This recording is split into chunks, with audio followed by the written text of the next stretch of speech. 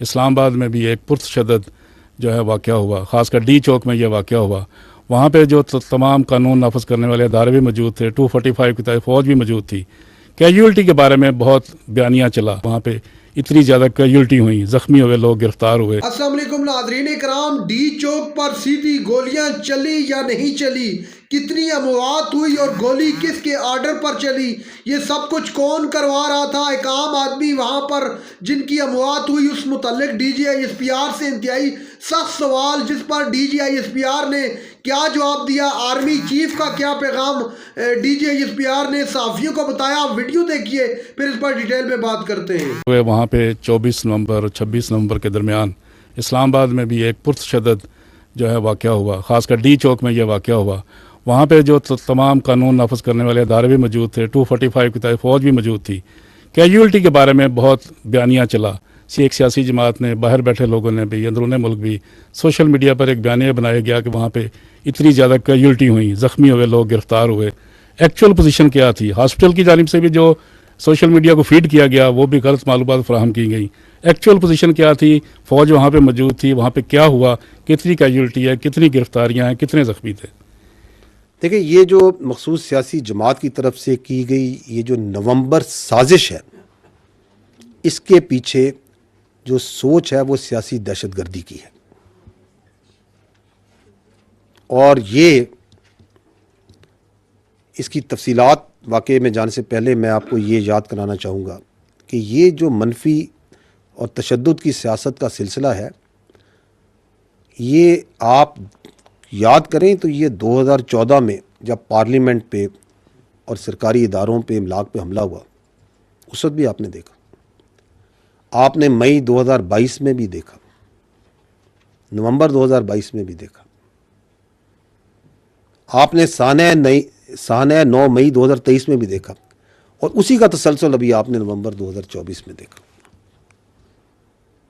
कि use of force for political coercion. गो के अल्हम्दुलिल्लाह आवाम के शऊर की वजह से ये तमाम कोशिशें नाकाम हुई और इंशाअल्लाह आइंदा भी नाकाम होंगी।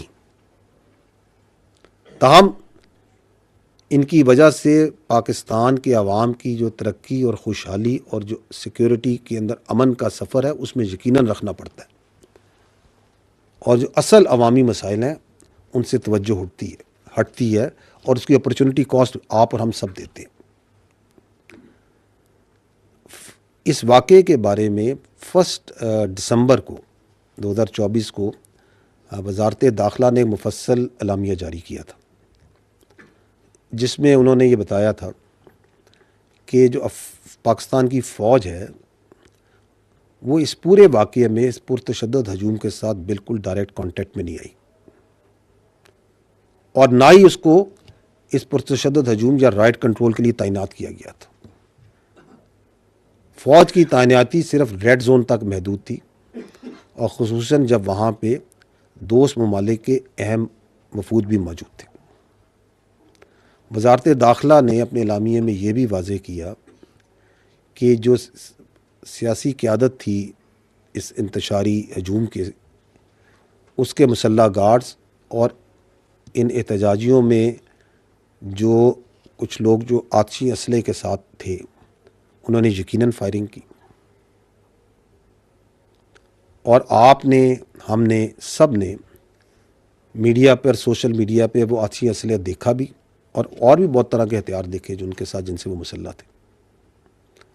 और ये बात भी वाज़ेह की वज़ारत दाखिला ने कि जो सिक्योरिटी नाफज करने वाले इदारे जो वहाँ पे तैनात थे, उनको आतिशी असला दिया ही नहीं गया था। और जब वो सियासी क़यादत वहाँ से भागी, मफरूर हुई, तो आपने देखा कि एक पहले से तैयार शुदा सोशल मीडिया कंटेंट और फेक कंटेंट को बड़ी स्पीड के साथ डाला गया, जिसका मकसद ये था कि बेबुनियाद इल्ज़ामात लगाए जाएं, ताकि ये जो बेमानी हंगामा रही है और ये सियासी जगहसाई है, इससे एक तो तवज्जो उठाई जाए, और जो पहले से जारी शुदा सियासी इंतशार और माशरे में खलकशार है उसको मज़ीद बढ़ाया जाए। देखें, कानून जो आइन है हमारा और कानून है, ये बिल्कुल इजाज़त देता है कि आप पुरअमन एहतजाज करें।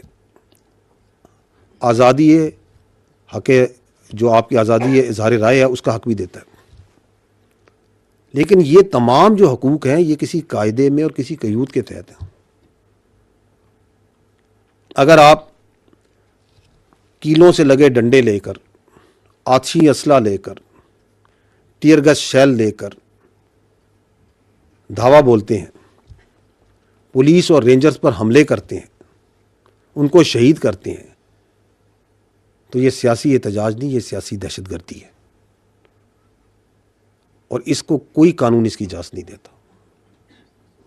अगर हम मुसल्लह जत्थों को लेकर वफाक पर हमलावर हो जाएं और इसको सियासत मान लें, तो कल कोई भी गिरोह, कोई दहशतगर्द पैसे के ज़ोर पे, असले के ज़ोर पे, ताकत के बलबूते पर अपनी सोच मुसल्लत करेगा। सवाल जो है वो लार्जर क्वेश्चन ये है कि ये, जिस तरह मैंने पहले अर्ज किया कि व्हाट इज़ दैट थिंग जो कि इस मनफी सियासत को स्पेस दे रही है कि बार बार ये हो रहा है। अगर आप इस पर गौर करें तो इसका जो सबसे बड़ा इनेबलर है वो फेक न्यूज़ और झूठा प्रोपेगेंडा करने की सलाहियत है, जो कि इसके मंसूबा साजों को, सहूलतकारों को ये एतमाद देता है वो कुछ भी बेच सकते हैं। आपके सामने है कि 9 मई फैल्स फ्लैग है, ये फौज ने खुद कराया, अदारों ने खुद कराया, उनका ये बयानिया बेचना शुरू हो जाओ। और अभी 26 नवंबर को बीसों नहीं तो सैकड़ों नहीं तो हज़ारों उनके जो एहतजाजी हैं वो शहीद हो गए, ये बयानिया बनाओ और बेचो। नाज़रीन कराम, आपने वीडियो देखी। सहाफ़ी की जानब से इंतहाई सख्त किस्म का सवाल DGISPR से। DGISPR ने मुकम्मल और वज़ाहत के साथ जवाब दिया, ख़ास तौर पर डी चौक के मामले पर कि वहाँ पर गोली चली या नहीं चली, कितनी लोगों की अमवात हुई और वहाँ पर सारा कुछ क्या मामला हुआ, सब पर बात की DGISPR ने। आप जानते हैं कि कोर कमांडर साहब भी आजकल मुख्तलिफ यूनिवर्सिटीज़ के दौरे कर रहे हैं और वहाँ पर जाकर स्टूडेंट्स के तासरात जांचना चाहते हैं और उनसे सवालात और जवाबात का एक तवील सिलसिला जारी है। और दूसरी जानब इमरान खान के मुतल्लिक भी बहुत सारी खबरें सामने आ रही हैं कि इमरान खान भी जो है डील के लिए तैयार हो रहे हैं या तैयार करने की कोशिश की जा रही है, लेकिन वो इनकारी हैं। वो कहते हैं कि मैं किसी सूरत पीछे नहीं हटूंगा।